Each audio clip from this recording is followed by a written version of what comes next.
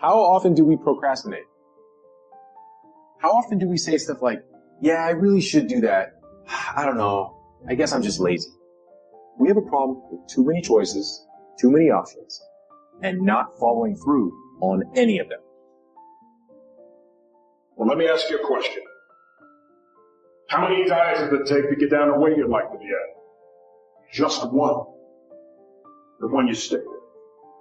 How many times do you have to reorganize your office, your desk, your approach to your business, your profession, before you begin to see some of the results you'd like to see? Just one. The one you commit to and stick with. You know, the difference when I tell you I'm going to do something, I'm going to do it. You don't start things and not finish it. You don't quit. There's nothing that comes out of quitting besides knowing that you didn't finish. We finish everything. You start it, finish it.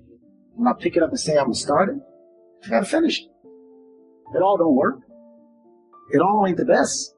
It all ain't knocked out the park. But I walk away saying I finished it. I did it. I don't ever feel like I'm losing because I won't give up. And if you don't win, you're upset and you go back and win. So when it's all said and done and I look back, I can go, I gave it 100% and look at how good I got. Look at what I'm a product of. Don't try. Do. Forget about trying. Forget about making an attempt. Forget about testing it out. Although you may not end up in the profession or in the area that you're starting out, you don't want to go halfway. You don't want to just dip your toe in. You want to jump in hard. Do not try. Do. Go hard. It requires a tremendous amount of courage to say, I'm going to give this thing a chance. I'm going to give it my all. And if it doesn't work out, that's okay. But I know that I tried my best. Where are the warriors that say, I'm going to make a decision and I'm keeping it?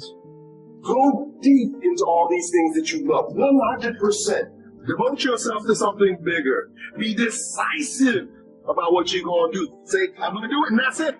And then be disciplined about getting it done every single day, whether you like it or not.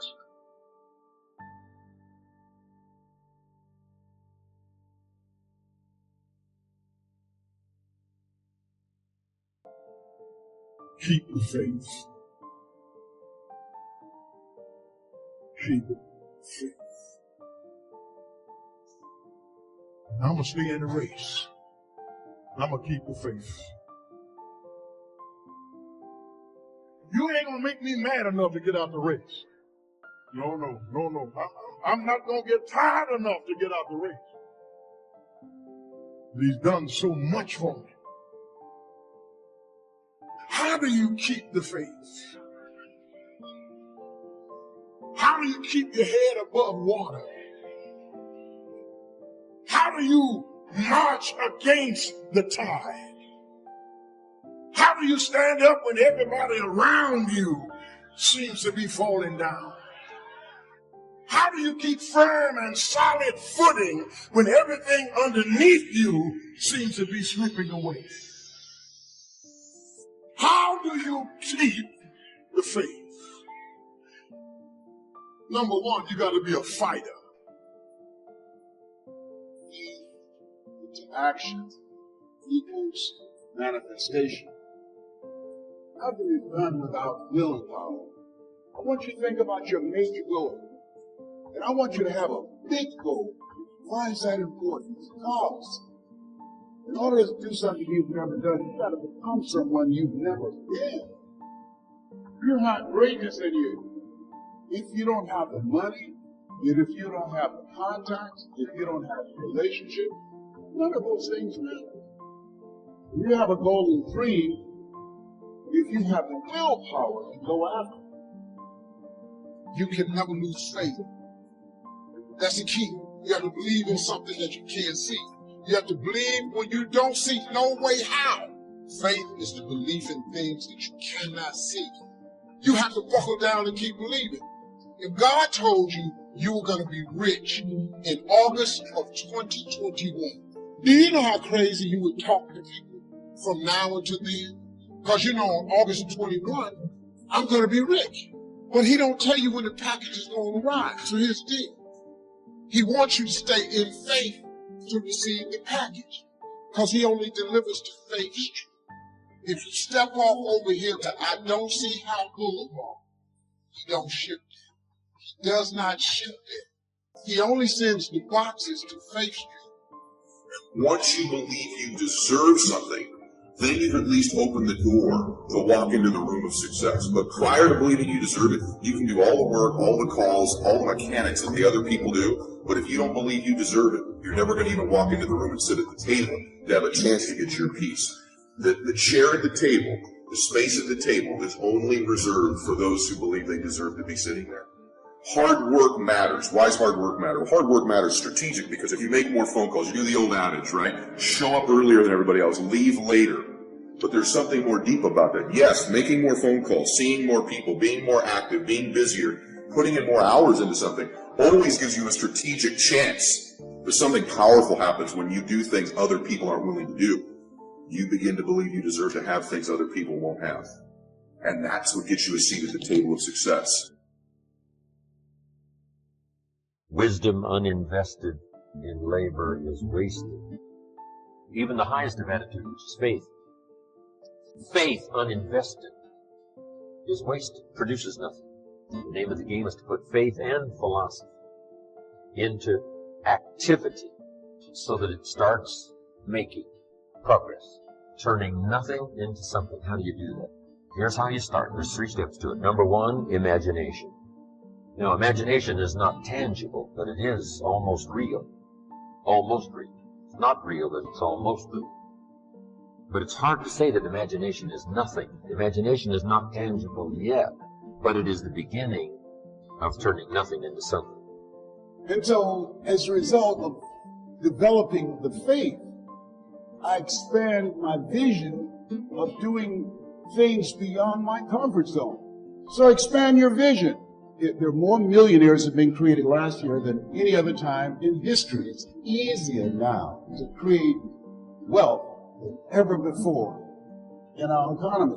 And so having a service-driven life, looking at the things that you want to do, and having collaborative, achievement-driven, supportive relationships, learning every day that you have breath, you have an opportunity to serve. You have an opportunity to make a difference. A man without a dream or vision should perish. It's what God puts in your imagination for you to have. Everything God wants you to have, he puts it in your imagination. Albert Einstein said, imagination is everything. It's the preview to life's coming attraction. It all happens at an appointed time, but you have to stay in faith for the appointed time to happen for you. I've been wanting to be on TV since I was 10 years old. You know how old I was before I got on TV? 38. 28 years after I wrote it on the paper. I won't be on TV. It took me 28 years to get on TV. But it happened at an appointed time. I just never gave up in faith. I kept going because I didn't know how to quit. Because I know if I quit, it cannot happen. But if you stay with it, you have no idea what can happen for you. What causes that switch to flip? The overdrive. The beast mode. The full-on destroyer that will not stop. You gotta go, man. You just have to go. Never wait on the right time, because the right time ain't ever coming. Beast mode is a lifestyle that becomes your nature. You know all these people spending their whole year doing nothing, sitting still. And then all of a sudden, for 3 weeks out of the year, they suddenly spring into action, and things start moving, results start coming. And right when you think you might be looking at a different person, they go right back to where they were 3 weeks before, and stay there for another year. These are the New Year resolution beach body people. These are the people who want to lose weight. Talk about losing weight. Buy the gear to lose weight, get a membership, get into position to lose weight. Well, quit because training is at 5:30 in the morning. Everybody wants to be a millionaire. Everybody wants to be the top of the top. Until it's time to do what Phenomenal does. I'm not scared that some kid's gonna take my spot. If he does, he's gonna have to do it with sweat. He's gonna have to do it with tears. He's gonna have to do it with blood. he is going to have to get up at 2:30 in the morning. If he can get up every day at 2:30, he deserves to take my spot. Some people are taking your spot, and they shouldn't take it, but because you're average, it's easy to take your spot. It's easy. It's easy to take that client before you get to him. It's easy. It's easy to beat you. Why? You average. But let me tell you something. Everybody wants to be a beast until it's time to do what beasts do. Right now is a time of year where you can really separate yourself. You can separate yourself from other people, your competition, but you can also separate yourself from where you are, from the standards you've set. You can separate yourself from your current position to a new position in your relationships, your money, your body, your business. If somebody's ahead of you, it's difficult to catch them when they're at full speed. It just is. It's difficult. They're in front of you. They're running full speed, and you're chasing them down. It's difficult to catch at those times. But where you do catch people is during what I call separation seasons. And these are the seasons where some people begin to flinch. They get weak. They take time off. They relax. They get casual about their routine. Maybe they're not as sure about their standards as they once were. And when they do that, they flinch. Bam! You blow their doors off because you keep pushing and separate yourself during that time. This isn't just about competing against other people. It's separating yourself from where you currently are, which is what all of you want to do. It's called growing. You see, beast mode is about the hunt. And if you don't get that, if you don't understand that, then you think that you can just turn it on whenever you want. Now, I've got to pass this hunt. Time to get into beast mode. I've got to get this promotion. Time to get into beast mode. That's not how it works. It's about the hunt. The hunt is what terrifies them. People don't even understand the hunt because it's primal. It's do or die. It's all or nothing. The hunt. Hunting is about practice. It's the practice of patience. It's the refinement of process. It's the lessons of failure. It requires time. It builds experience. It demands resilience, endurance, and collaboration. So when the win happens, it happens fast and frequently. Why is it you give someone everything? Support, encouragement, education, money, opportunity. And people you give the most to sometimes spend their life going in and out of rehab their whole life. And then you see people that life is just kicked in the teeth. People have been through any form of abuse, mental, emotional, physical, any. People that had no opportunity. Somehow developed the one factor that will separate you from all those people that talk a good game and make you one of the few who do. It's called hunger. See, if you look at Sir Richard Branson's good friend of mine, Richard, this guy's as hungry today as when he was 16 years old, starting virgin in a crypt there in England. In his late 60s, he's got the same drive. The most important conversation is the one you have with yourself. You wake up with it, you walk around with it, you go to bed with it. Eventually, you act on it. Sometimes you act on it good, sometimes bad. You got to change the internal dialogue. Until you change the internal dialogue in your head, until you callous over the victim's mentality, that the world is out to get you because of you are the only, you got to change that, man. And if you keep that mentality, you're going to stay in the same exact spot that you're in. You're not going to drop 42 pounds in one season. That's going to take some endurance. You're not going to become your best self all by yourself. That's going to take some collaboration. So stop trying to be a beast for a week and realize that it's about a lifestyle. You live it day in and day out. And when you practice that long enough, it becomes your nature. In life, we really will never exceed what we believe we're worth. We just never will.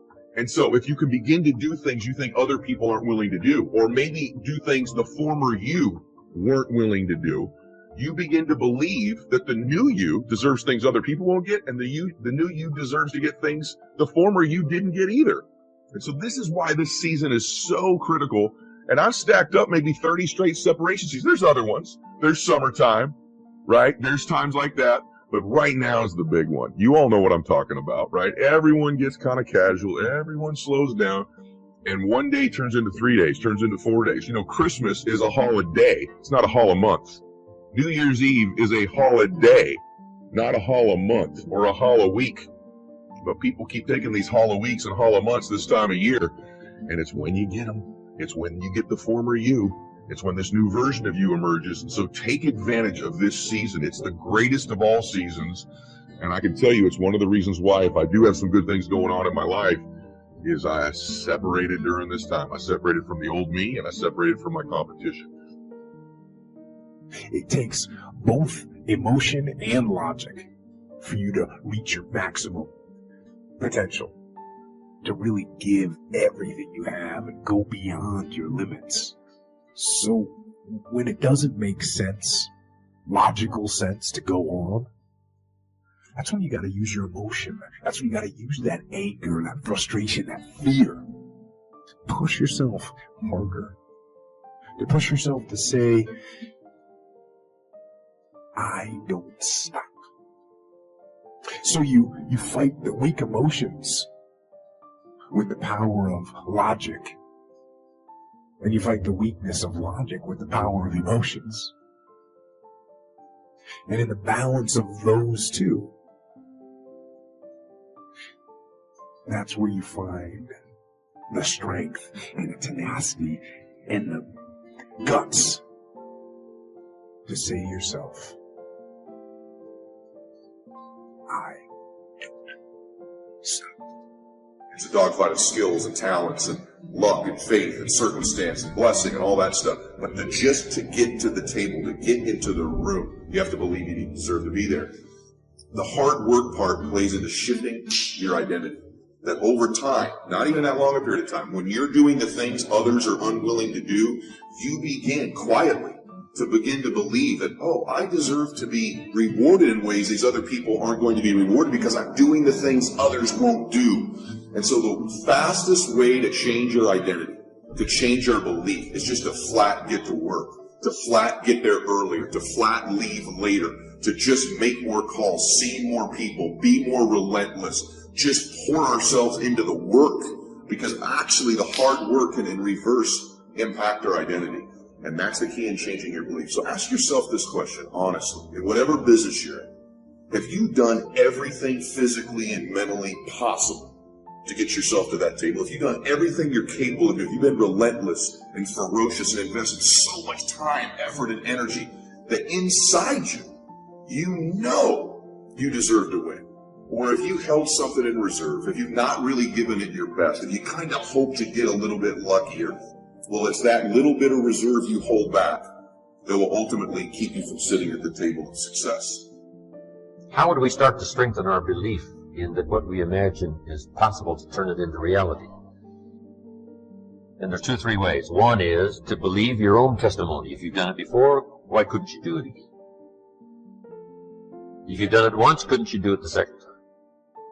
Why not believe in your own testimony? I was rich by age 31 and broke by age 33. You know, I lost the money, but I didn't lose the skills. And that's what's important about personal development. You can lose the money, but not the skills, so who cares about the money? Unless it's getting late, right? And you're like 90, and, you know, it's a little difficult to go back to the streets. But, hey, once you've got the skills, you own the skills. So we start with imagination, which is almost real. I mean, it's not real yet. It's not tangible yet, but it's almost real. Now we move to faith to believe that what we imagine is possible. So we study our own testimony. If we've done it before, we can do it again. Here's what else we study. Other testimonials of somebody who did it. Somebody that built a hotel said, yes, I started with some plans, finally believed it was possible, and here it is. Say, well, if it's possible for one, it's possible for another. In fact, sometimes when we hear the testimonial, here's how they finished. If I can do it, how they finished. You can do it. See, that's a classic testimonial that gives us now what we call faith. Faith is generated by what we hear. The vocabulary of what we hear, the vocabulary of what we read, that generates faith to believe that it's possible. Now, faith is not reality. You can't say faith is nothing because it affects. It's like radiation. To us, it's nothing because it can't be seen. But radiation is so powerful it can kill you. Right? You can't see it, but it has an incredible effect. And that's true of faith. Faith can't be seen, but it has an incredible effect on your attitude, on your behavior, on your disciplines, on your work for the day, and all the rest. So faith is tangible in that sense, that it affects the emotions, that it affects the drive. It's called the unseen magic.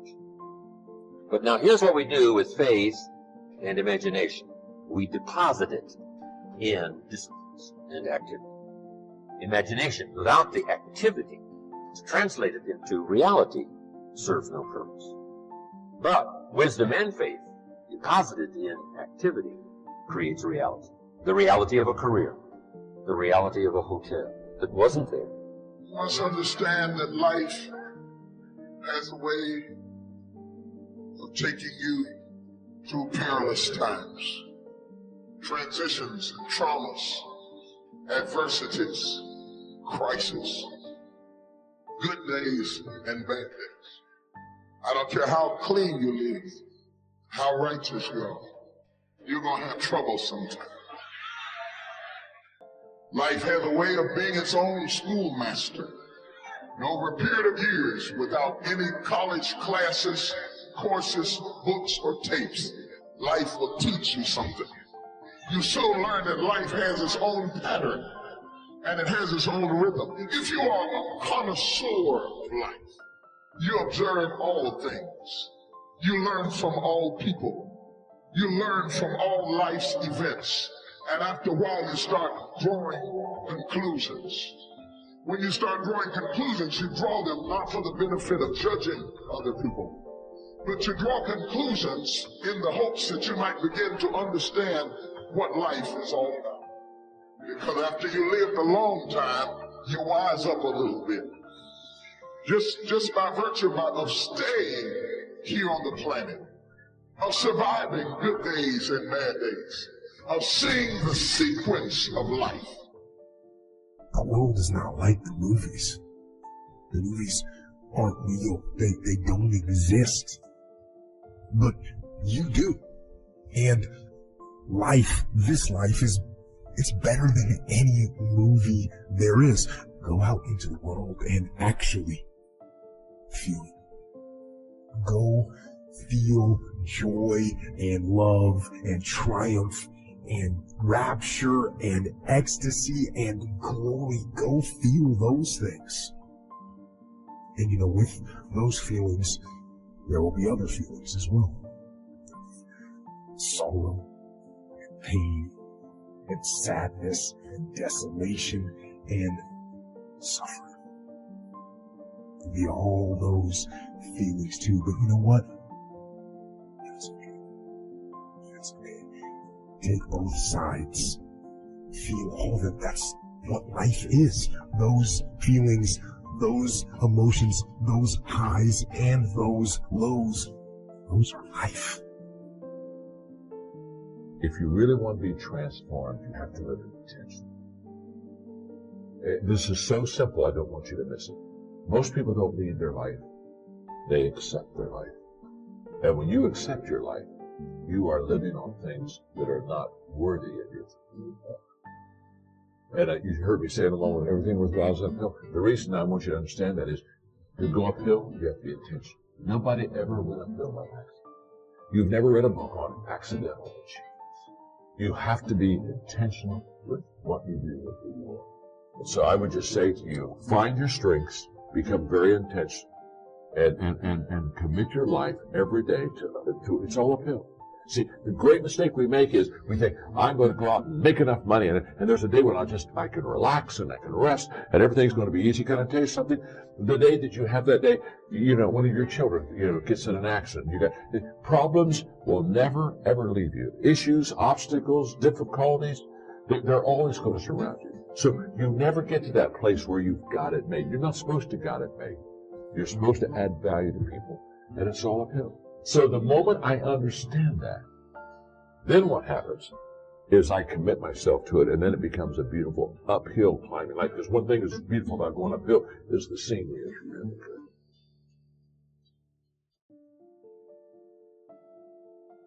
See, if you wake up every day and you say you're not a morning person, you're doing a serious disservice to yourself.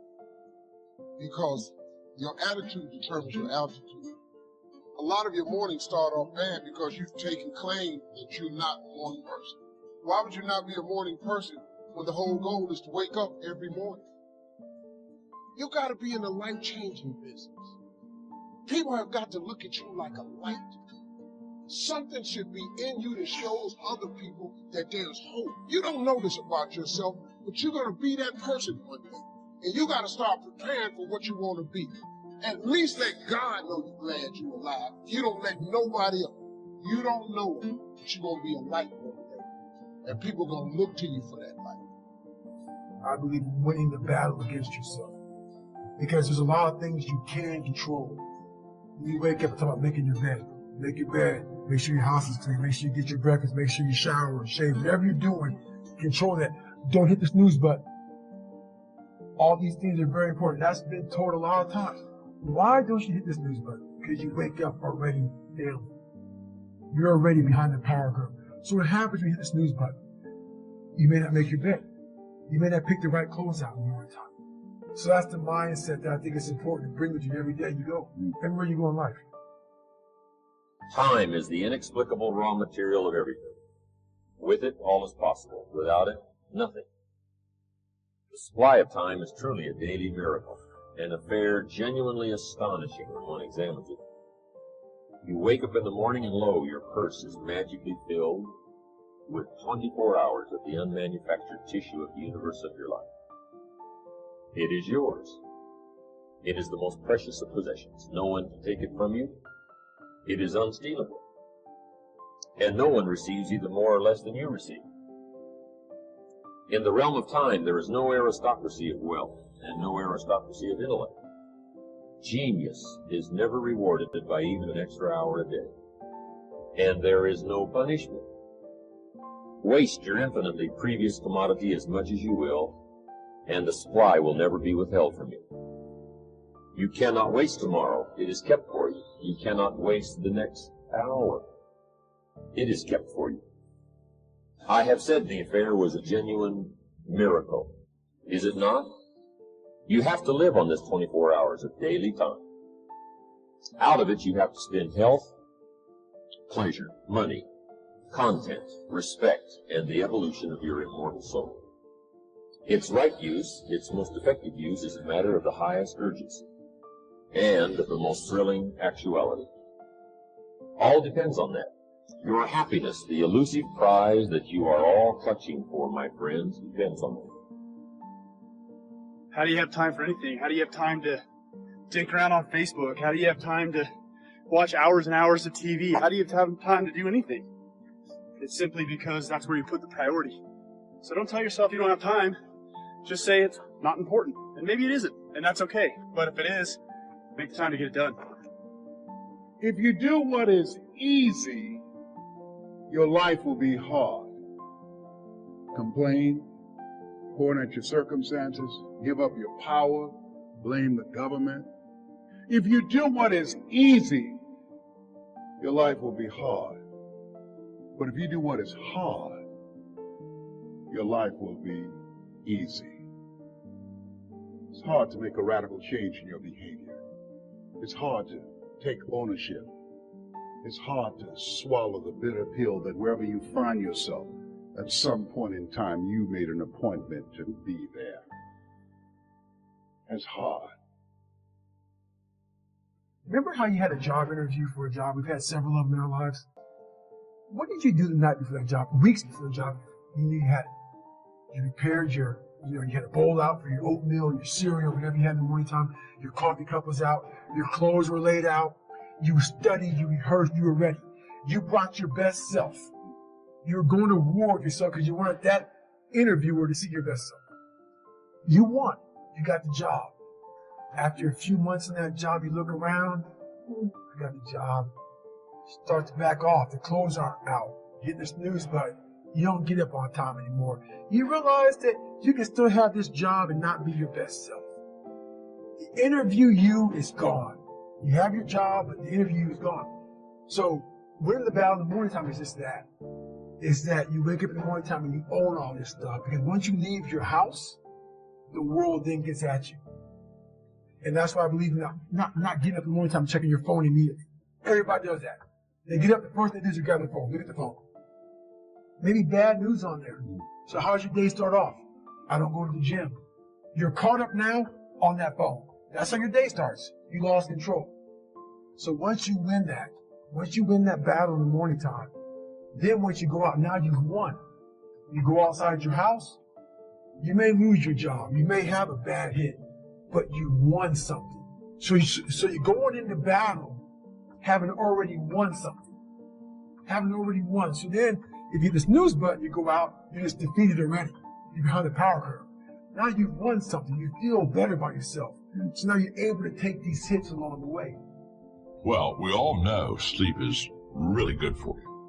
In fact, I cheat myself because if I could sleep a little longer, I would probably be better, because all medical science tells you that how important, 7-8 hours of sleep is for each person. What I want to say to you is, when you wake up. Don't sleep during the day. Don't get a little bit unconscious and let life pass you. Be intentional. Go for it. Be in the moment. Be alert. Be aware. Seize the time. We don't have much of it. I guess what I'm really saying is, when you're awake, stay awake. Then when you sleep, it's a little bit more legal.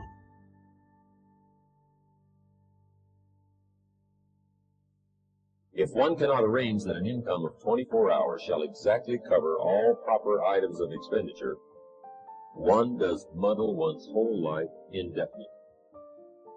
We shall never have any more time. We have, and we have always had, all the time there is. It's not that difficult to get something started. You run it for a while, and after a while it starts running you. That's part of the challenge. I told my staff one day, giving birth to a tiger is one thing, learning how to ride it is something else, right? Sometimes you start it, and then it turns around and starts giving you all kinds of trouble. If you're working already 8-10 hours a day, that's about it. You just can't work much more than that. Bursts at a time, you can work 12, 14, 16, right? I'm sure we've all learned to do that, put in the extra time. But after a while, you pretty well have to put your life in balance, or your health is in jeopardy, your heart's in jeopardy, your blood pressure is in jeopardy, a lot of things, if you don't stay in balance. So you don't have to put any more hours, probably. All you have to do is just make better use of the hours. A cliche we've all heard.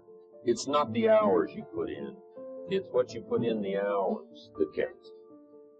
Survival is necessary, but survival isn't living. The real problem with life is that at some point, you've got to start living it. Participation is required. This thing is not a spectator sport. You have got to get in the game and sweat it out.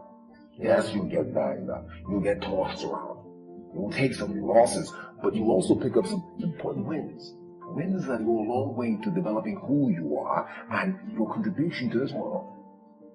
I'm saying you've got to live as though it's an easy thing to do. As though there was some switch in your bedroom you can flip to get your real life started. Oh no. Life is easy. It is. Life is easy. It happens spontaneously. It happens all around you all the time. Living is hard. How many rules must you imprison yourself with before you get it? Before you see that the rules you write to protect yourself from the mistakes you made, to protect yourself from where you came from and what happened to you, can become your prison if you're not careful. And I believe that that's what happens to most people. They go through life making tiny edits to living.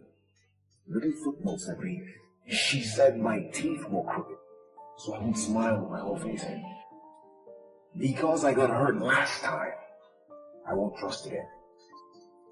I was so disappointed last time I tried, I won't let myself want again. You see what I'm getting at? These rules start early, and sometimes they're forced on you. So I know living is hard. Being stuck in anger, that's a rule for how you should respond to a particular situation. Being ravaged by anxiety, that's a rule for how you should react to uncertainty. Indecisiveness, procrastination, these are rules for how you should react to opportunity. Rules, rules, rules, they're everywhere. Damn the rules and ask yourself, am I living? So make your own comic book. Make your life your own movie. Actually make it better than a movie. Not better because it's more adventurous or more romantic or more melodramatic. Make it better because it's real. So go out there, move toward the light, live. It's real, so it is better. And you know what? Real comes with some downsides. Real comes with some darkness. But that's okay. It's okay because when you know the darkness,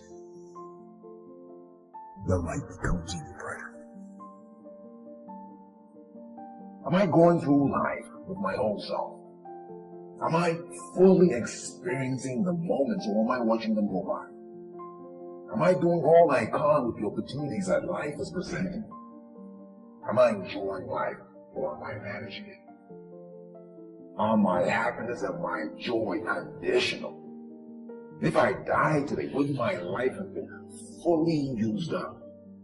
I'm not preaching, I'm just asking. Living isn't just about the adventurous and the exciting things you do, the things you post on Instagram. Living is about the hard places. It's also about the dark places. Living is about where it hurts, going to those places.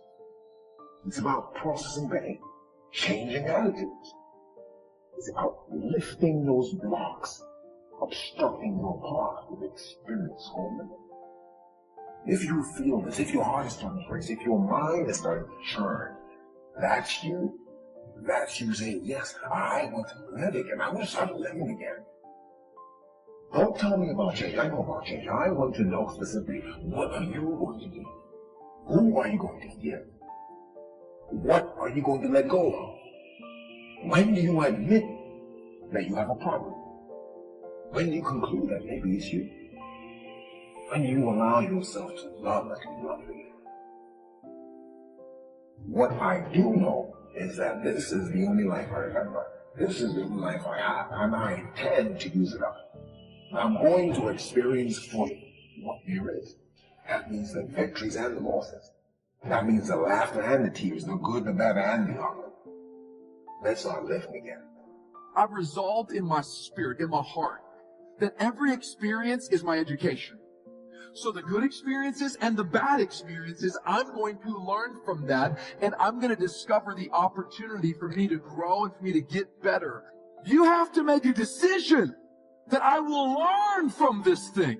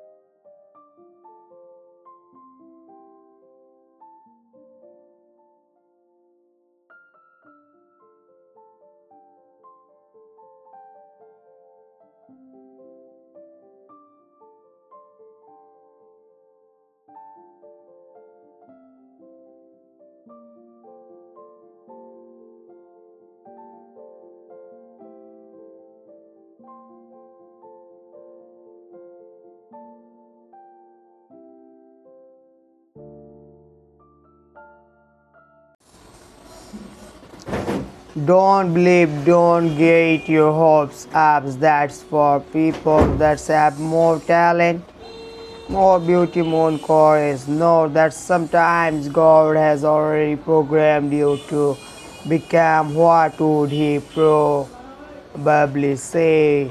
He would say you are insane. You can go bowling in the winter. So how are you, man? How are you? And man, managing your thoughts, your minds can be your greatest source of fuel, or your greatest source of knowledge and hindrance. You have to close